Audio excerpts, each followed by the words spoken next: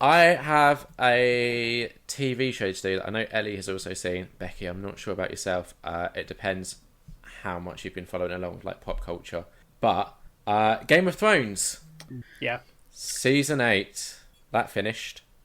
What did you think? Okay, full disclosure, I haven't read the books. Okay. So only ever watched the shows. Wasn't a huge fan of the last season. Kind of felt it was a bit rushed, a bit like hasty.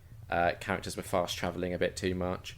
And then this season had some really good moments, but like just moments. It didn't feel like it came together cohesively. There were just scenes that were like, oh, this will look cool, let's do that. But then it doesn't necessarily work in like a tapestry, if that makes sense. Did you choose tapestry because it's medieval? Yeah. That was lovely. Thematic. Nice attention to detail. Yeah, what did you both think? I have read all the books. Not that that's hugely relevant to what goes on in the show, because I think it deviated quite a while ago, didn't it? I watched the first, maybe definitely two. What season's The Red Wedding in? Yeah. 3. Okay, well, in that case I didn't see 3. So I definitely watched seasons 1 and 2. Yeah. I thought they were fine. But obviously didn't think they were fine enough that I kind of continued. Like, we were travelling when season 3 came out, which is why we didn't watch that. And then by the time we got back from travelling, it had kind of all just moved on a bit far, and I was like, I can't really be bothered to catch up. And I'd already read all the books.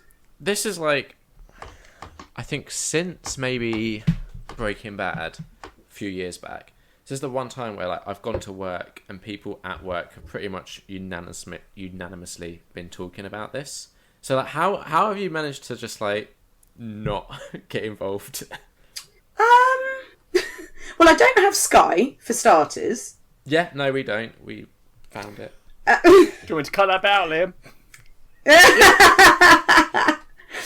I don't know, because I've got a film watch list that is over 600 movies long, and That must be nice. and I really, really like rewatching Buffy the Vampire Slayer, and there's a lot of other stuff on that I watch, and I just didn't have room in my life for also Game of Thrones. And I like it when other people talk about Game of Thrones, like in the office and stuff, because I know like who all the characters are, because I've read them. I can still kind of get involved to a certain extent. I'll be like, oh, no way, like, what happened then?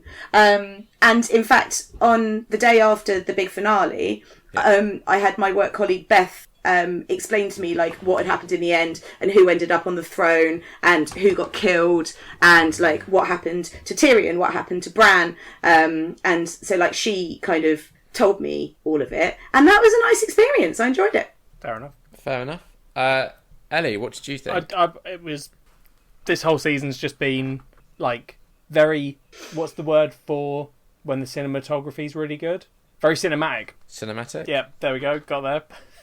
This whole season has been like very cinematic, and you can see that they got a bigger budget, and the fact they condensed it into less episodes, you can see that they then spent that on making it look really fucking cool. And there's like definitely like emotional stuff. It's just that the overall story was disappointing. Was there though?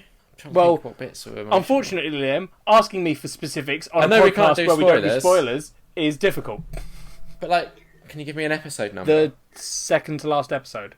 Third to last. No, second to last. Oh, when it all kicks off. Yeah, it wasn't that emotional. No, yeah, but you're a fucking robot, Liam. Don't look as shocked and offended. Right. You know you don't have human emotions. Yeah, no, I know, but like... He's like Ted Bundy! Yes, exactly. Yeah. What did you think about how it ended? Obviously without doing spoilers. Which disappointing. Is like good, bad, indifferent. Underwhelming, right?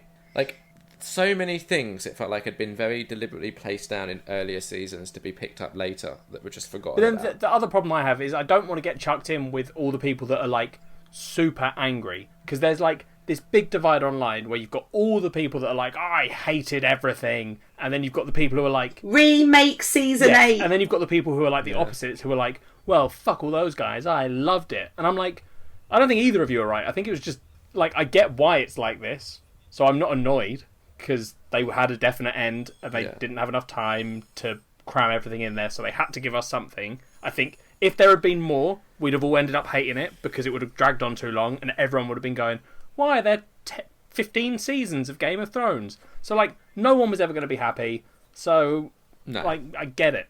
I'm just annoyed. I'm just upset because I would have liked it to have ended really well. It didn't, but that's fine.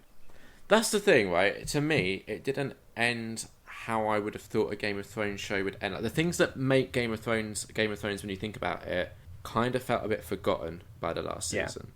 Too little incest. Are you able to say what those things are without spoiling? Not enough incest. Well, yeah, so like the typical thing with Game of Thrones, right, is it's always wrong-footing you, right? So like in the first season, you have like one of the main characters gets killed, very shockingly.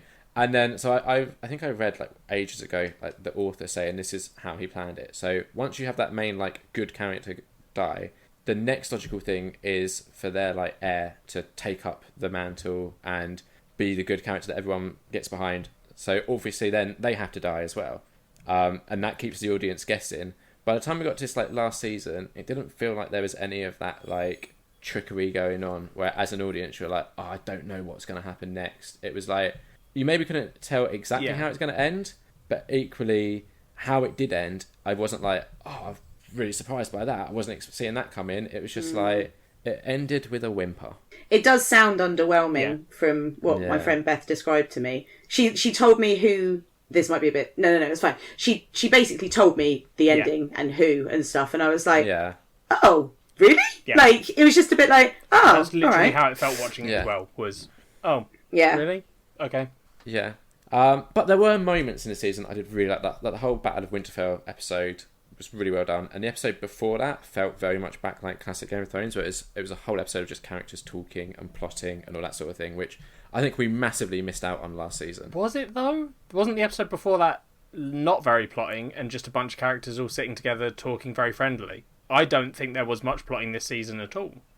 I think classic Game of Thrones would be everyone sitting in a room and you knowing that every single one of those people was about to betray someone else or fuck someone else over. Whereas that episode was very much just a bunch of people sitting down being like, I haven't seen you for 3 seasons. How are you? And then being like, I'm fine. That's the other thing, right? Is they've spent so long setting up this big threat.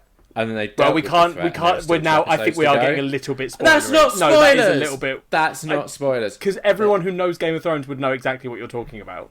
So that is spoilery. And they'd have seen it, so it doesn't matter. People that haven't seen it wouldn't know what I was talking about, so it wouldn't be a spoiler to them. We'll see how my editing goes on that one. 5 out of 5, like a 2.5, completely average. Oh, I've gone higher. I went 3.5 because there are still moments I liked. I still enjoyed watching it. It just wasn't the heights of early Game of Thrones. It was also a pretty sexist season, so 2.5. 3.5 definitely. What, more sexist than other? Imagine Game of Thrones, and then Game of Thrones being like, "Hey, remember how we were empowering women a little bit? Let's not do that." There was some, wasn't there? How about every stereotype that women have? Let's have all them happen. Becky, have you got anything else to review? No, not really. Just wanted to say that I like that you guys like Taskmaster because I like Taskmaster too. Yep. Taskmaster is very good. Mm-hmm. I need to watch more of it. I need to and I'm glad it's actually back. watch the seasons. I haven't seen the new stuff yet, but we're working through it. Like we said earlier, I have to do things in order. So right, we're on season 5, I think, or 6. Who are the contestants in the one that you're watching? Oh, Lisa Tarbuck. She's my favourite ever contestant. You're so lucky. And is this the same one where it's got Tim Vine in it? I think. Yes, and the guy from People Just Do Nothing. Yeah, I don't really know who he is, but yeah, and it's got the I think she's a radio DJ on Radio 1. I really like her. I can't remember her name. She's got Alice hair. Levine. I love Alice Levine. Yeah, she's really good. I can't remember her. I think that's everyone that's on it. Or there might be another person that I'm missing. But yeah, it's good. I'm enjoying it. I mean, we watched the Champion of Champions season not too long ago. It was only like 2 episodes, which was a bit of a joke. Oh. But otherwise, I love the idea of doing it. And I hope that they get to... I think I did the maths a previous time. If they do 35 seasons and they do like a champion of champion for each of the seasons, they can then do a champion of champion of champion season, where it's all the champion of champions. Mm-hmm. But I don't know if they're going to get there. It would be amazing though. I'd love that. How many I'd love how many it. contestants are there on the Huh? show? 5. 5. But so then after 5 seasons, they then did a season where the champion of each of those seasons Oh, so you'll count if you're. was on it. It's still not So 35. Is it 25? Yeah. I don't do math. I've got 25. you in GCSE. Every maths. 5 seasons you get a champion. So yeah, 25. Yeah, 25 to have 5. Yeah. Okay. It's more realistic than 35 then, isn't it? We might get it. Who knows? I doubt it. Anyway, It'd be good.